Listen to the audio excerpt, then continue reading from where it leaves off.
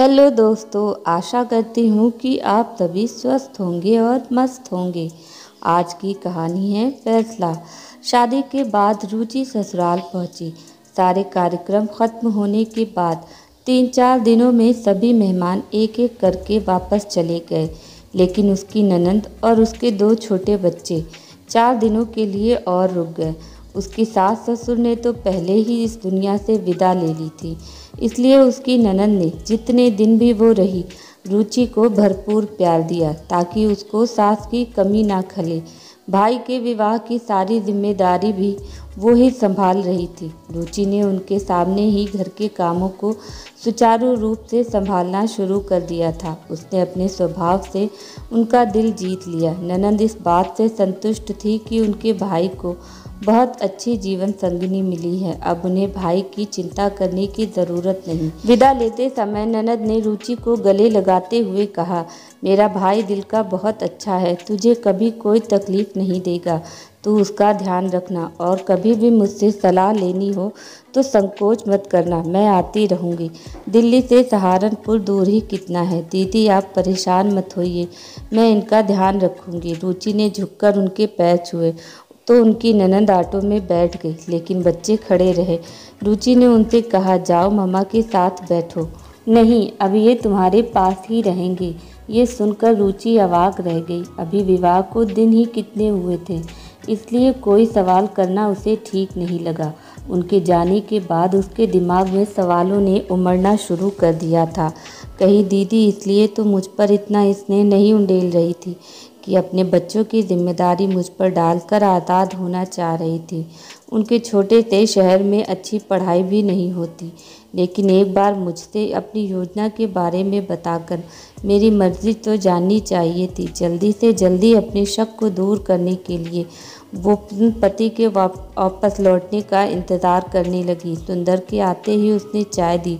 उसके थोड़ा रिलैक्स होते ही ये सोच कर कि उसे ये न लगे कि उसकी बहन के बच्चों को रखने में उसे आपत्ति है, उसने धीरे से पूछा, दीदी के बच्चे यही रहेंगे क्या? दीदी के नहीं, वो मेरे बच्चे हैं। पत्नी की मृत्यु के बाद दोनों को उन्होंने अपने पास रखकर पाला पोसा है। तुम्हें क्या, तुम शादीशुदा हो? तुमने हमें पहले क्यों नहीं बताया? हमें धोखा दिया। अपने पति की बात पूरी होने से पहले ही वो लगभग चीखते हुए बोली। उसे लगा जैसे वो किसी साजिश का शिकार हुई है। इस स्थिति के लिए वो बिल्कुल तैयार नहीं थी। सुंदर भौचक सा खड़ा उसकी तरफ देखता रहा, फिर धीरे से बोला, मैंने तुम्हारे भाई को सब कुछ बता दिया था। उन्होंने तुम्हें नहीं बताया। मैंने तुम्हें धोखा नहीं दिया। फिर भी तुम मेरी ओर से आज़ाद हो, कभी भी वापस जा सकती हो। अब चौंकने की बारी उसकी थी। तो क्या मेरे अपने भाई ने मुझे छला है? उसको लगा उसके माथे की नसें फट जाएगी। उसके दोनों हाथों से सिर को जोर से पकड़ लिया और रोते रोते धम्म से ज़मीन पर बैठ गई। कहने सुनने को अब बचा ही क्या था? उसके सारे सपने जैसे टूटकर बिखर गए थे। शरीर से जैसे किसी ने सारी शक्ति निचोड़ ली हो। वो किसी तरह वहाँ से उठकर सोफे पर निढाल होकर लेट गई। रुचि के दिमाग में विचारों ने तांडव करना शुरू कर दिया। अतीत की यादों की बदली घुमड़ घुमड़ कर बरसने लगी। उसके पिता तो बहुत पहले ही चले गए थे। उसकी माँ ने ही उसे पढ़ाया और लिखाया। जब वो कॉलेज में पढ़ती थी, उसके भविष्य के सपने बुनने के दिन थे। तभी अचानक हार्ट अटैक से माँ की मृत्यु हो गई। भाई उससे 5 साल का बड़ा था, इसलिए उसका विवाह माँ के सामने ही हो गया था। माँ के जाने के बाद भाई भाभी का उसके प्रति व्यवहार बदल गया था। वो उसे बोझ समझने लगे थे। उसकी पढ़ाई पर भी रोक लगा दी थी। भाभी भी ऑफिस जाती थी। रुचि सुबह से शाम घर के काम में जुटी रहती। उसके लिए विवाह के कई प्रस्ताव आए, लेकिन अभी जल्दी ही क्या है कहकर भाई और भाभी ने टाल दिया। मुफ्त की नौकरानी जो मिली थी, इसी बीच उनके 2 बच्चे हुए। जब पानी सर से गुजरने लगा और रिश्तेदारों ने उन्हें टोकना शुरू कर दिया तो उसकी शादी के बारे में सोचना शुरू किया। जिसकी पड़ी रीति इस रिश्ते से हुई, जिस उम्र में वो थी उसमें बिना खर्च किए इससे अच्छा रिश्ता क्या हो सकता था? उसका मन भाई भाभी के लिए घृणा से भर उठा। सुंदर को सामने खड़ा देख उसके विचारों को झटका लगा। सुंदर ने उसके पास बैठते हुए कहा, तुम्हारे साथ जो भी हुआ बहुत गलत हुआ, लेकिन दुखी होने से बीता समय वापस नहीं आएगा। उठो और शांत मन से इसका हल सोचो। जो तुम चाहोगी वही होगा। तब तक तुम मेरी मेहमान हो। कहोगी तो मैं तुम्हारे भाई के पास छोड़ आऊँगा। भाई के पास जाकर क्या होगा? यदि उनको मेरी खुशी की परवाह होती तो ऐसा करते ही क्यों? मुझे नहीं जाना उनके पास। वो बुदबुदाई और आंखों से आंसू पोंछकर घर के काम में लग गई। अगले दिन सुबह सुबह उसकी ननद का फोन आया। रुचि समझ गई कि कल की घटना के बारे में वो जान चुकी हैं, इसलिए उनका फ़ोन आया।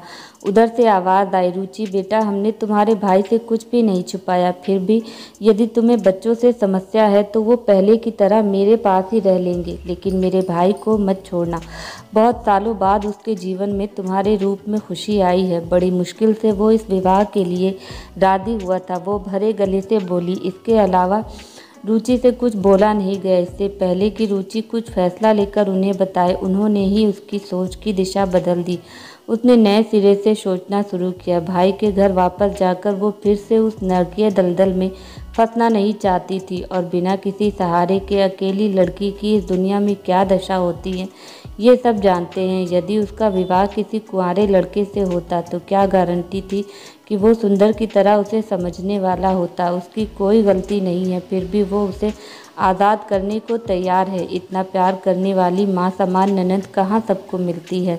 भाई बहन का प्यार जिसमें एक दूसरे के लिए कुछ भी त्याग करने को तैयार है, जो उसे कभी अपने भाई से नहीं मिला। बच्चों से दूर सहमे सहमे से थे, अब सारा दिन उसके आगे पीछे घूमते रहते हैं। इतने सुखी संसार को वो कैसे त्याग सकती है, जो खुशी प्यार और अच्छे रिश्तों से हासिल हो सकती है, जिसकी जीवन में उसके बहुत कमी थी। हाथ फैलाए इसके स्वागत के लिए तैयार थी।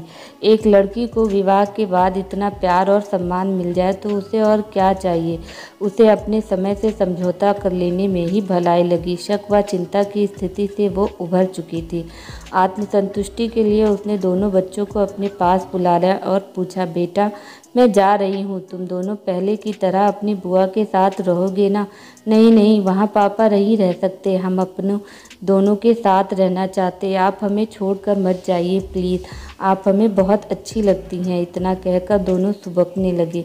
रुचि ने दोनों बच्चों को गले से लगा लिया। उसका दिल भर आया। इतना तो उसे कभी उसके भतीजों ने भी महत्व नहीं दिया, जिनको उसने वर्षों तक प्यार दुलार दिया था। रुचि ने अपनी ननद को अपने फैसले से अवगत कराने के लिए फ़ोन मिलाया और बोली, दीदी, मैं यहीं रहूँगी, कहीं नहीं जाऊँगी। दोनों बच्चे भी मेरे साथ रहेंगे। अभी उसकी बात पूरी ही हुई थी कि उसकी नज़र पीछे खड़े सुंदर पर पड़ी, जो उसकी बात सुनकर मुस्कुरा रहा था। आंखें चार होने पर वो नौ यौवना सी शर्मा गई, भूल गई कि वो अपनी ननद से बात कर रही थी।